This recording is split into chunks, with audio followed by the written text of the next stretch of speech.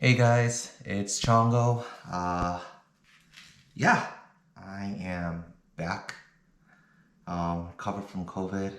Thanks for all of you who thought about me and wished me well. I am still feeling a little bit of symptoms, leftover symptoms, but feeling a lot more better these days. Yeah, once again, thanks for those of you who thought about me during that time.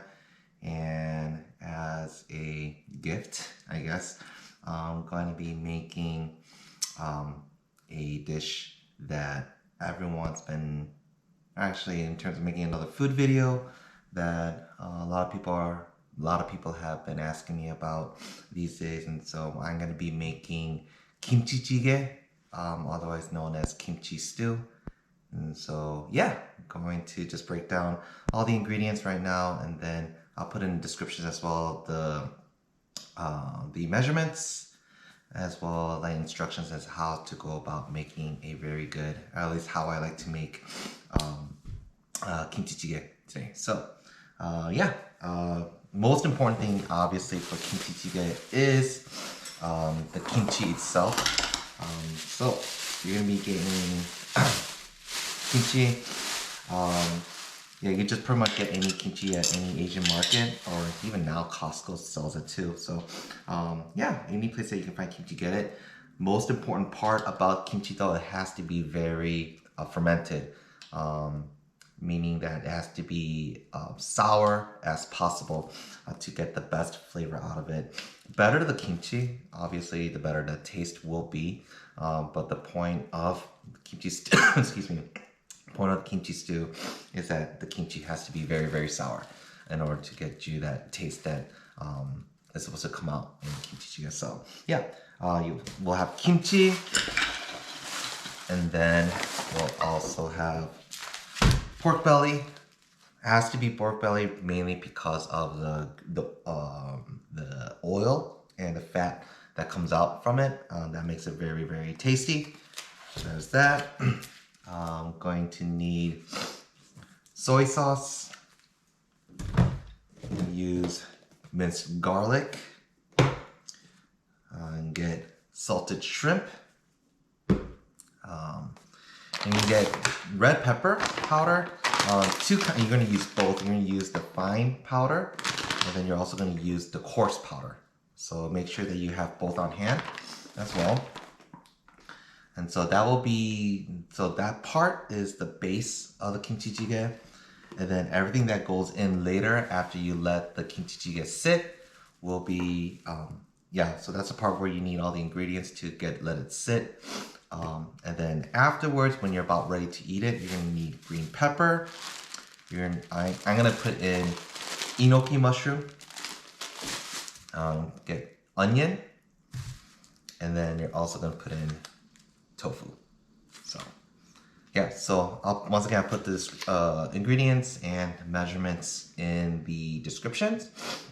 I'm gonna be making a pot for the video, but I'm actually, the reason why there's a lot is because I'm actually making this also for our church lunch, which I was supposed to make last week, but because of COVID hit me hard, was not able to do that. So I'm doing that this week for that. So yeah,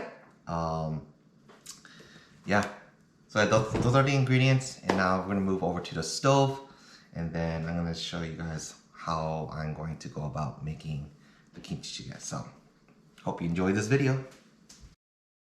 So yeah, oh yeah, I forgot to also add that I am also, for me personally, depending on how sour the kimchi is and for people's taste, I'm gonna be adding a little bit of sugar as well.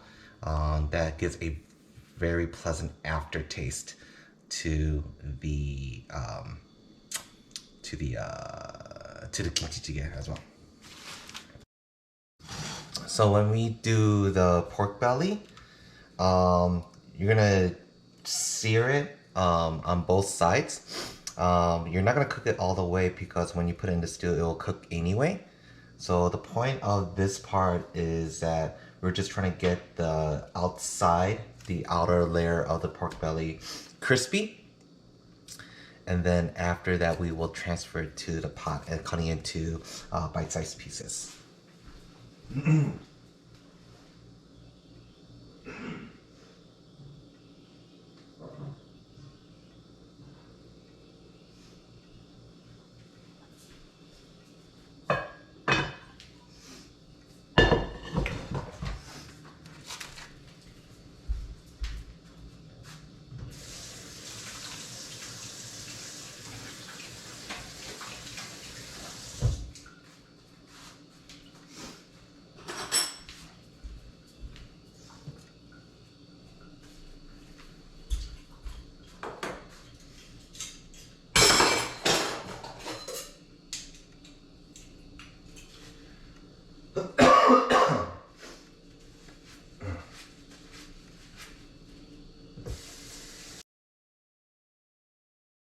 That's the kind of searing that you want to get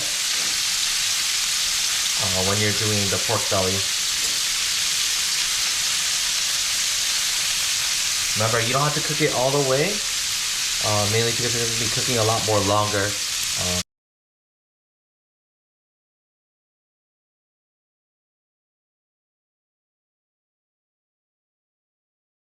Alright, so we got all the pork belly done. We're going to put it at the bottom of the pot. And now for everything else to go in. Well, if you're trying to get the kimchi to be sour as possible, best thing that you can do is leave the kimchi out in room temperature for a couple of days. Just make sure that you're watching carefully, because as it ferments, the juices will rise and it can overflow from the pot. So make sure you have a bowl underneath, like I do for this one. And maybe even have a plastic bag so that it doesn't make a mess. Just beware that it will stink up the house in the process.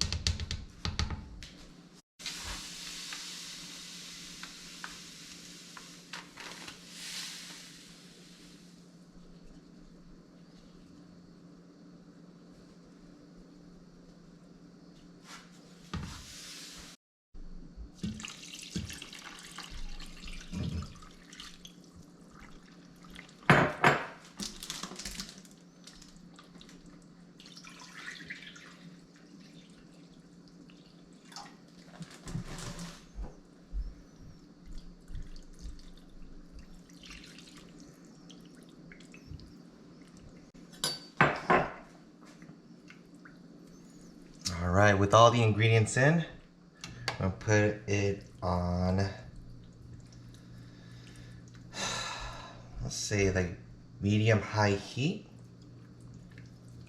And just make sure everything is submerged.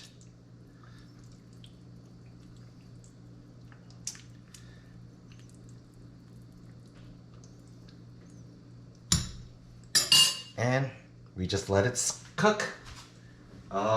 When it gets to a boiling point, we will check on that and see where it is. But yeah, we just let it sit and just see how it turns out. So yeah, well, I'll check back in about maybe 15-20 minutes or so, see how it boils up, and then yeah, we'll continue on with the video, and then I'll show you guys what to do with the rest of the ingredients. All right, see you in a bit.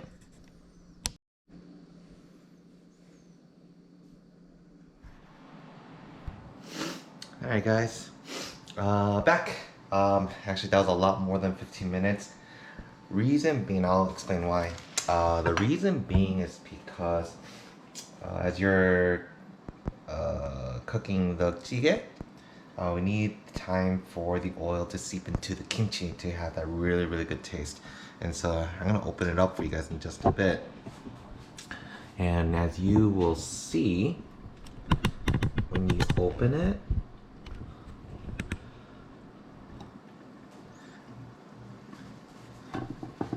when you look at the kimchi,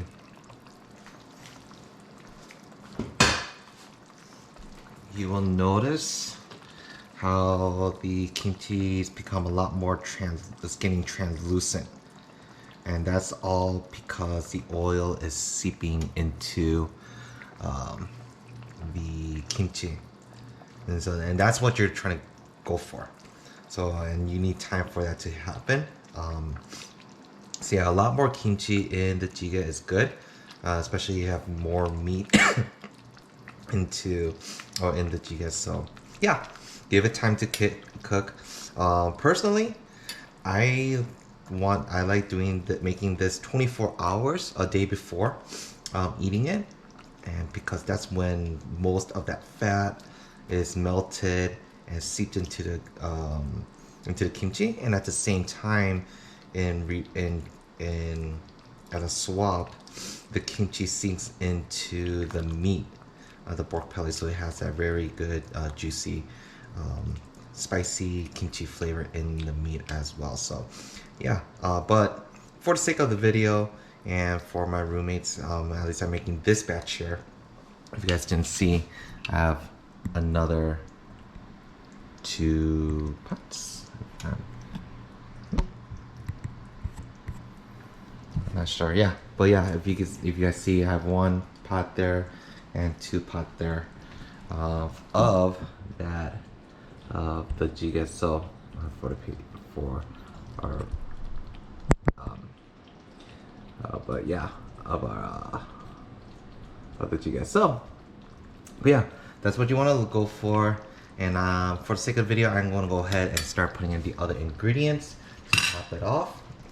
And so first part is the tofu. I'm not sure if you're able to see it, but did it really small pieces. Personally, I like to do this for stews because I don't like breaking up the pieces in the pot. And so just cutting it into small pieces so it's bite size for people to eat is really enjoyable. And so putting that into the pot now. Don't mess up. Okay. Oh, wow, that's a lot. Okay. So there's that. And then to top it off will be the enoki mushrooms and the green pepper. Top off. Yeah. So. Okay. And once you got all that in, just press it in a little bit.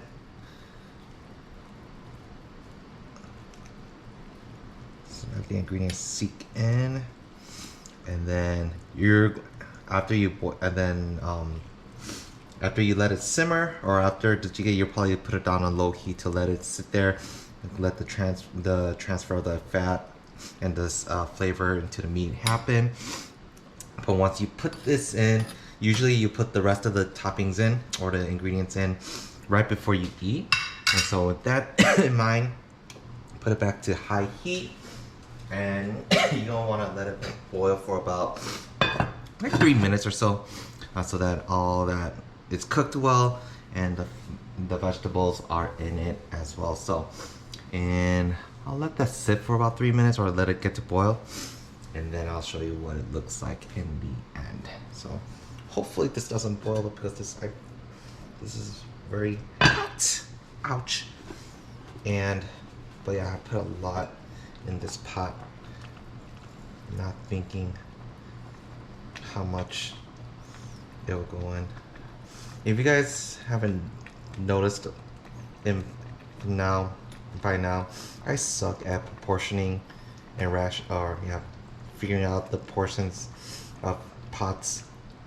So, but yeah, oh man, that looks so amazing.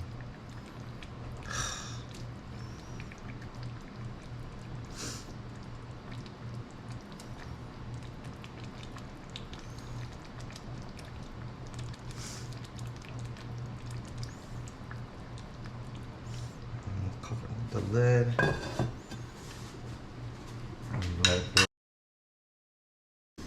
All right, 3 minutes has been up,